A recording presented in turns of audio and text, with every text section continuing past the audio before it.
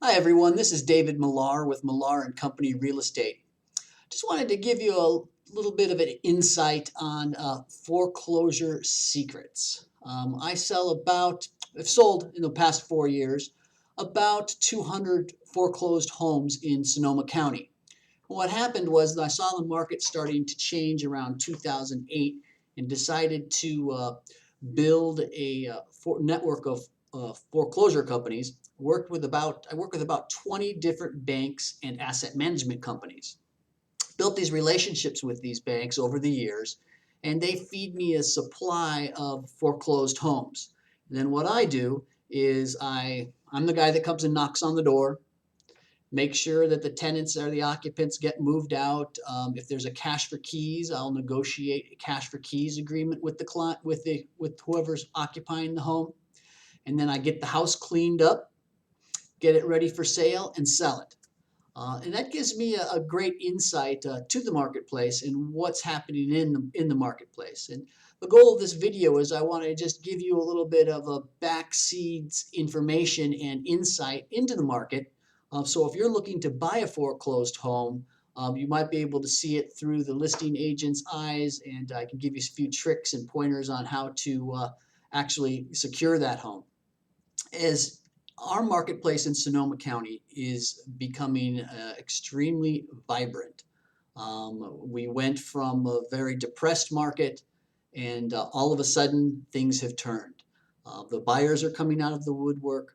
People that couldn't afford a home for the first time can afford a home. So we've got a whole influx of people that back in 2008, maybe they were 20, 21 years old, not even ready to get into the market. Here we are 4 years later. They've been saving their money, their credit's good, and they can afford financing, and they're coming into the market in droves. And we're seeing under 250, we're seeing a real feeding frenzy. So what I wanted to do was just give you some pointers. When you're working with a foreclosure agent, if you're looking at wanting to buy foreclosures, working with an agent that actually is a foreclosure REO agent who has relationships with banks is incredibly important. The reason is every bank has a different way of doing business. None of them do it the same way. So how they like to see their offers written, the processes they're going to go through. If you have an agent that already knows that up front, they're going to be able to write your offer, present your offer in the best light to get it accepted. So an experienced REO agent is really important. Also, an experienced REO agent will have access to what we call pre-lists. Generally, the way agents and the banks work is the bank will call the agent and say, hey, I've got this house. It's out on 123 Raspberry Lane. Go check it out. So I go out to the house. I knock on the door. Hi, I'm Dave. And they're usually, oh, we've been waiting for you. Because they've been living in the house for a couple of years, been not paying any mortgage, not paying any rent, and they all know they're going to get cash for keys. So the banks these days are giving up to $7,000 to people to move out. So they're generally very happy to see me. So I negotiate and get them to move out. But from the time that I have that pre-list, it's not on the MLS. It's not available to the general public, but it's available to my clients. So it's really important, if you're looking at wanting to buy a foreclosure, work with a foreclosure agent. That agent's going to have access to a pool of properties that no one else has access to. So you're going to be able to get into the property ahead of time. You're going to be able to find out all the issues about the property ahead of time, and you're going to be able to have your offer written and ready for when that house goes on the market, which is a great advantage these days. Also, you want to write a clean offer. What I mean by that is banks don't like to see a lot of contingencies. They're going to give you 10 days for your physical inspections. Don't ask for more. Don't ask for the bank to pay for anything. Generally, banks, by California state law, you as a buyer have a right to pick your own title company. Now, what happens is the banks have negotiated agreements with title companies. So they would like you to use their title company. They can't tell you to do it. You have to agree to it. It's completely up to you by California law. They can't direct you either way. But if I was to write an offer, I'd write it and say the bank can pick the title company because it's just going to make it that much easier on the bank. And these asset managers, you got to realize an asset manager is working with maybe 200 to 2,000 properties across the country.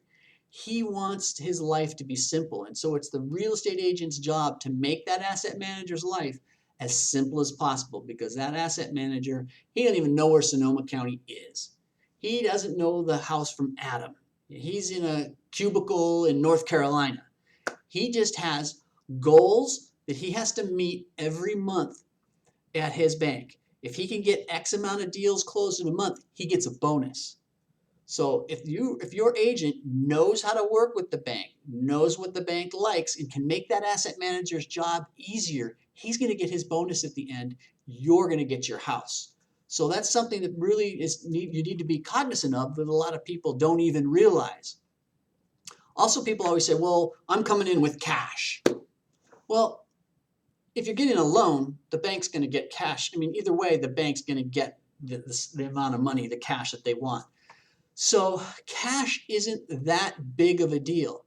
Yes, if there's maybe 1,000, if somebody bids 250,000 with cash and somebody comes in at 251 a loan, the asset manager will probably take the cash.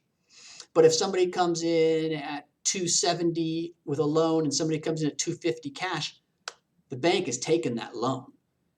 That asset manager, again, he's getting paid based on how much he can get for the home.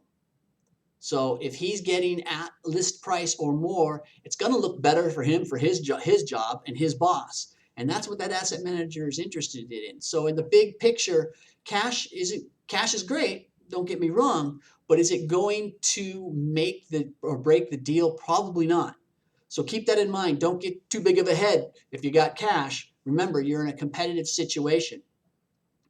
Now, a lot of people will come in and write offers thinking, oh, there's going to be a highest and best. If you don't know what highest and best means, that is when the bank comes back and says, all right, what we're going to do here is we're going to go back to everybody and we want everybody to give us their highest and best. So on offer, we list a property, I get 10 offers in on the property, give us your highest and best. That is not a guarantee, is what I'm telling you. A lot of times I have seen banks just take the highest offer. And what that does is it really bums a lot of people out, was what it does, because they thought they were going to have a second chance to come back. So I always tell people, write your best offer, your cleanest offer from the beginning, assuming that there's going to be no highest and best period. That way you're not going to get shot down. I just had a property out in the Russian River.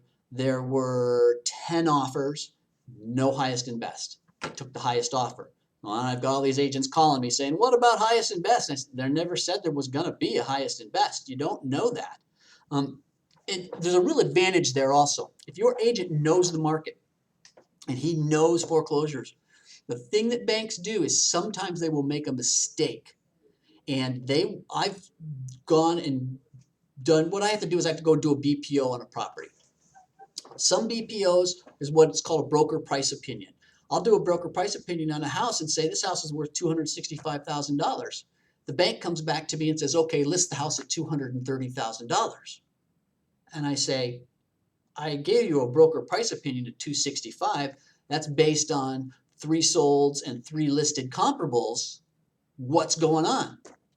The bank says, we got an appraisal from an appraiser who appraised it at $230,000. We want to list it at $230,000. What happens is they get appraisers that don't know the market. They'll get an appraiser from 100 miles away that comes here and just does a bad job. Appraisers are people. Some of them do bad jobs. And then what will happen is if you're smart and your agent's smart, he'll know that is underpriced and you could snatch that property up. I've seen it happen. So have an agent that really knows the market, because banks do make mistakes. Either they'll underprice a home or they'll overprice a home sometimes, and sometimes they get it just right. But a good agent's going to be able to eyeball that for you and see it and point it out to you very quickly that that home is underpriced. Now, credit backs. A lot of people will ask for credit backs, and FHA and VA usually want the house to be in pristine condition, or has to have baseboards, has to have light switches, has to have utilities, everything has to work correctly. Most REOs are in a distressed condition. That's why they call them distressed properties. So generally the bank will consider doing repairs on an FHA or VA if the lender requires it. That's really the only credit backs I'm seeing these days. The banks know the market is heating up. They're seeing, I just had a deal this week, 25 offers in 10 days on a house that was, I had priced it at 265, bank came back at 230. So we got bombarded with buyers. And it's interesting because that's saying in that neighborhood, there's at least 25 people looking for a home in that neighborhood. So that gives you an idea of how competitive it's getting out there. I put the board behind me here because I wanted to give you a quick look-see. Right here is all the properties I have in escrow. I've got about 15 properties in escrow right now. And then if you go over there, right there, you're going to see what we've got listed. We've got probably about 10 properties listed right now. So there's a real issue there that the banks aren't putting out the foreclosures. They're kind of drying up the market, which is creating more and more demand. So prices are going up, and it's becoming more and more competitive. So once you get your deal accepted, say, okay, I've got my deal accepted. What the bank is going to do is create a seller's addendum. Seller's addendum is the bank's contract. You wrote a contract. It's called a CAR in California. It's the California Association of Realtors contract. It's a great contract, but the banks have their own lawyers that have the way they want things to be said, and they're going to create their own addendum. So they're going to accept your offer, but not technically accept your offer. You don't have anything in writing. So the REO agent's going to call your agent and say, okay, we've got an accepted offer. We've got an offer accepted verbally, which we know in today's world means nothing. What can happen is they're going to put together that seller's addendum, send it to your agent. Your agent needs to get that seller's addendum to you immediately. You need to sign it within 5 minutes and get it back to them so they can get it back to the bank, because you are not in contract until the bank signs the seller's addendum. And they are not going to sign that addendum until your buyer signs it. And what can happen is, say on Wednesday, the bank says, okay, we're going to take this guy's offer. They send out that seller's addendum to me on Wednesday. If your agent isn't on top of it, it doesn't get you that addendum till Thursday. You're at work, can't get it signed till Thursday afternoon. It doesn't get back to the REO agent by Friday morning. Another offer comes in. You lose the deal.